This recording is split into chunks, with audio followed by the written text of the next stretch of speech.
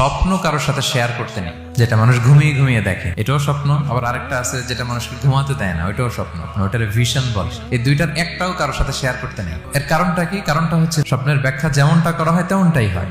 আপনি একটা স্বপ্ন দেখলেন, একজনকে একটা বললেন, সে হুট করে একটা ব্যাখ্যা দিয়ে দিল, ওইটাই হয়ে যাবে। এটা আপনার জন্য ভয়ঙ্কর হয়ে যেতে পারে। এক লোক এসে মুহাম্মদ ইবনে সিরিনকে বলল যে আমি দেখলাম আমার ছেলে পানি খেতে খেতে পেটটা এত বড় হয়ে গেছে। এই একই স্বপ্ন আরেকটা লোকও দেখলো, দেখে এক মূর্খের কাছে জিজ্ঞেস করলো। সে বলল, সর্বনাশ, এত বড় পেট হয়ে গেছে, তোমার ছেলে তো মারা যাবে। ঠিকই কয়েকদিন পরে ছেলেটা মারা গেল। আর একই স্বপ্ন দেখে এই লোক মুহাম্মদ ইবনে সিরিনকে জিজ্ঞেস করেছিল, উনি বলেছেন যে তোমার ছেলে তো অনেক বড় আলেম হবে। ঠিক তাই হয়েছে, ওই ছেলে অনেক বড় আলেম হয়েছে। এই ভিশনও শেয়ার করা যাবে না কারোর সাথে।